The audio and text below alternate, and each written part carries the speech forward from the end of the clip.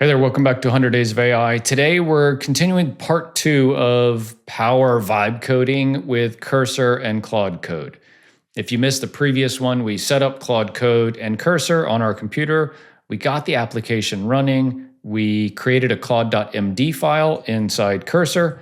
And we made a couple of changes to create a virtual environment, get the application running, and create a homepage, which you can see here. So the homepage just collects a user's email address as like an early sign up waitlist for our accountability buddy service that we're building. You can see in the menu bar up here, this is not live on the internet. This is just running on our local machine. And today what we're going to do is use Claude Code to create the ability to actually collect this email address, because right now this form doesn't work.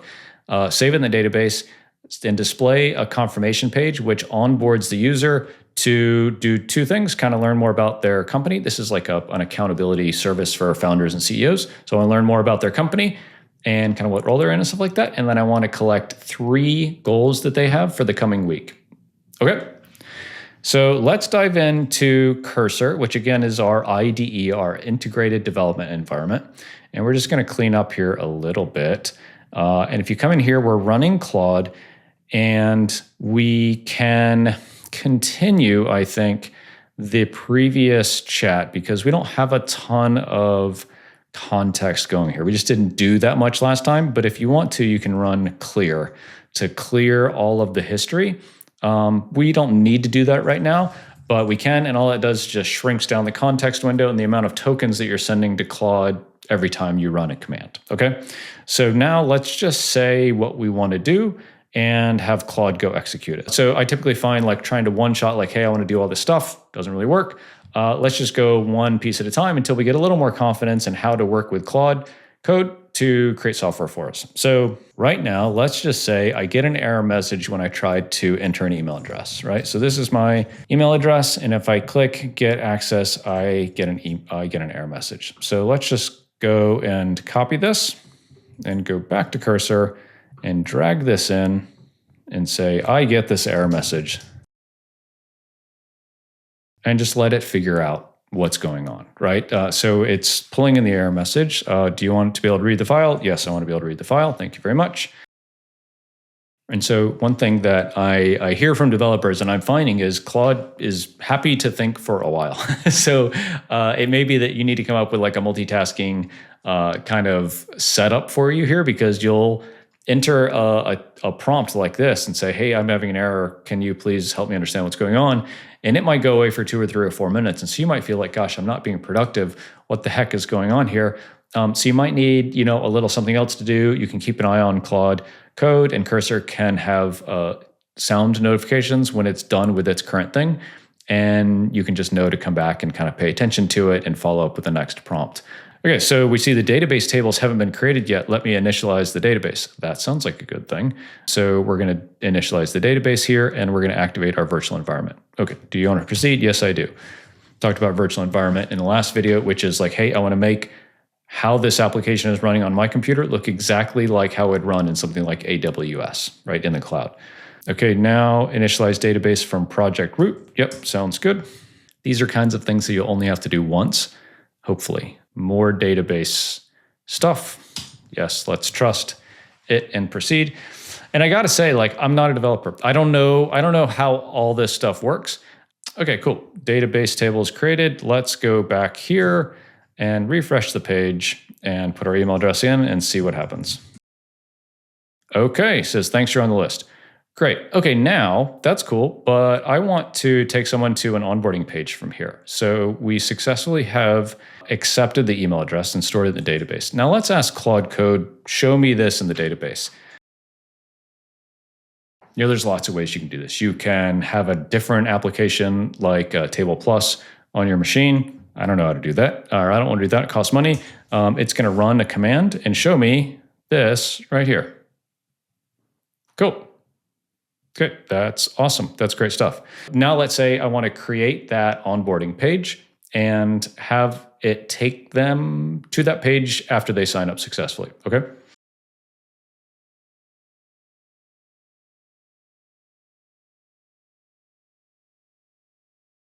This is, we're going to get like a shell of a page, and maybe it will know which questions it wants to ask.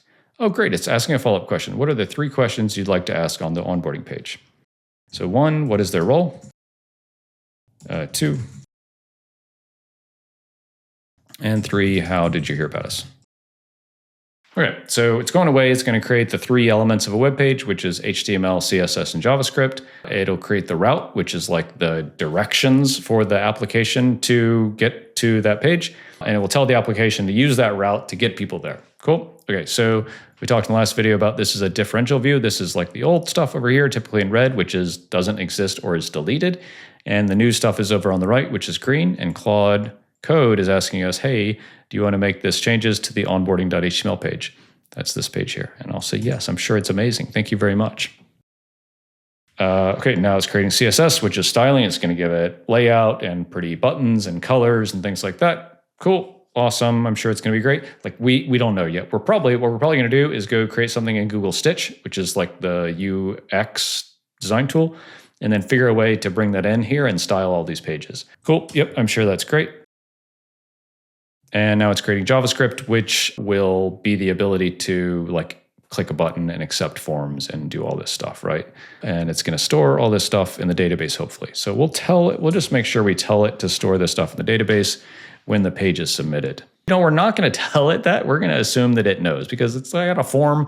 It's got to have this in the database somewhere. Oh, creating a database model for onboarding data. Great. Okay, cool. So database, again, it's like a giant Excel table, like a bunch of giant Excel tables. And we're just wanting to say like, hey, we're going to ask for a role. We're going to ask for a struggle. We're going to ask for a referral source. And then we're going to ask for onboarding completed. And this is Boolean, which just means yes or no. Cool. Okay. Sounds good. Created onboarding model for onboarding data. Adding this route to Flask, which is Flask is just the framework of Python, like this application.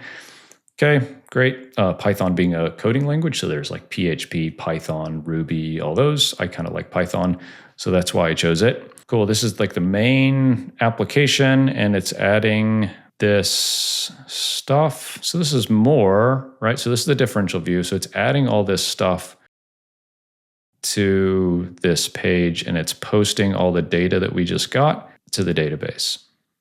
Yep, and it has the success message. Okay, that all seems reasonable. I mean, I think with vibe coding and AI, one of the risks is like you don't really know what's going on here. Like if you don't write every colon and period and bracket and everything, you don't really know. But I'm kind of counting on AI to be able to figure it out for the most part. I'm also not building like bank software here. So I think that's why it's a little more safe. Okay, cool. This is where we see like a difference in the differential. Everything else was new up till now. So previously we saw that on this page, we saw thanks you're on the list. And now we see redirecting to onboarding success. And if data redirect times out, I don't know, whatever. Okay, cool. That all seems fair. Yep, I want to redirect to that page. Please do that. So now when we put our email address in, it should not just say thanks. It should redirect and ask a little bit about the user. Oh, cool. It's even doing one step further. So we have the homepage, the onboarding page, and a thank you page, which is like, hey, you're in, got the information about you, sit tight, we'll be with you in a little bit. So that's cool. Yep, sounds good. It's going to ask for CSS and JavaScript and routes, right? So it's going to ask for all these things kind of each time we create a new page. Running database migration to add the new fields. Yep, cool. That's kind of like adding columns to a spreadsheet. And that's what this Postgres is the type of database we're using here. Yep, cool. Sounds good. This is super dangerous stuff to be doing if you have a lot going already, but this is basically a brand new application, so we don't have a lot going, so it's relatively safe. Talk about version control in the next video probably, which is a way to much more safely make these changes without breaking things. And if you did break them, just be able to like throw that whole thing away and start from yesterday. Okay, great. So this is all done. Let's go back and open up the page and do this again. It's a really long time. I wonder why it's taking this long to redirect. So if we go back to this, there was this thing about 1,000 seconds to wait on the redirection. So yeah, it's not like, it should just redirect immediately. So let's give it a second. All right, so we're gonna try it one more time and then we're gonna see Yep, so the redirection's not working. We could do two things here. We could go to this URL and just open up /onboarding. So let's try that just to see what this looks like. Okay, so that page is not working, onboarding. So maybe there's like a rule that you can't just go to this page if you don't come from the form. But either way, the form is not really working right. Okay, so let's say, okay, so I said when I submit a new email address in the form, it just hangs on that page and does not redirect to /onboarding. Okay, so Flash server needs to be restarted to load the new routes. Okay, so routes are like ways to get to pages. Cool. Do you want to restart the app? Yep. Cool. So good to know. So in the future, if we add routes, we just need to tell it to restart, which we didn't do this time. So that's cool. I learned something. You learned something, hopefully, and we'll all be better. We'll all be better developers or vibe coders here in the future. Okay, great. So refresh this page. Early access, redirect to onboarding. Hey, okay, cool. What is your role in the company? Oh, and it's even smart, right? It even knows, like, okay, I'm a founder. What am I struggling most with right now is making this YouTube video. No, not true. I'm loving making this YouTube video. And how did I hear about you? An atrocity. It doesn't have YouTube on here. Well, I'm going to say other, and then we're going to go fix that. Cool. Okay. And then we'll say complete setup. Oh, user not found. Okay, so we have two bugs. One, that the user is not found. Two, that in the how did you hear about us page, that YouTube is not an option and should 100% be an option. Okay, so I'm just saying on the onboarding page, add an option for YouTube in the how did you hear about us because it's not here. And that's just insane because that's how everybody should hear about everything because YouTube is so awesome. Okay, so cool. Yep. And I just added this guy here. Cool. That's awesome. Thank you. Should not need to like restart the server for this. So that's cool. Okay. Oh, how is Claude doing in this section? I think Claude is doing great. Thank you very much. Okay, cool. So what is the other thing? Oh, and now we're getting a user not found error. You know, I'm not sure if it's important to be this distinctive with my messaging. You know, I put a colon and then I put the error message in brackets. I think like it doesn't take that much work, but like I want it to know exactly what's going on. Similarly, I could just take a screenshot, but this is a pretty simple error message. Okay, so the issue is the email has a plus sign, which gets URL encoded. Let me check JavaScript and fix the issue. Cool. Yeah, I mean, we need to fix that because that's a pretty straightforward thing. Okay, it's going to do something to the database to encode this better. The user exists. The issue is the 404 error on submit. The server needs to be restarted. Let's just restart the server all the time. Seems to fix everything. Okay, cool. So we ought to be able to, it would be interesting to see if we can come back and just refresh that page and just hit submit again with YouTube being an option, because that's definitely where we heard about this. Okay, so let's restart this. Cool, what's my role? I'm a founder.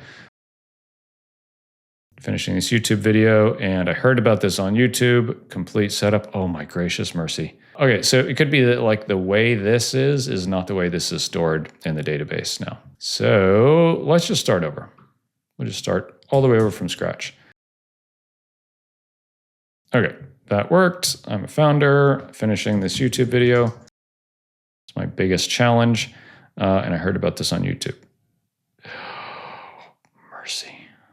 Still didn't work. All right, so now I'm going to take a screenshot of the whole kit and caboodle, including the URL bar up here, because I want to give it as much possible context as I can. I copied that and I just dragged the image in.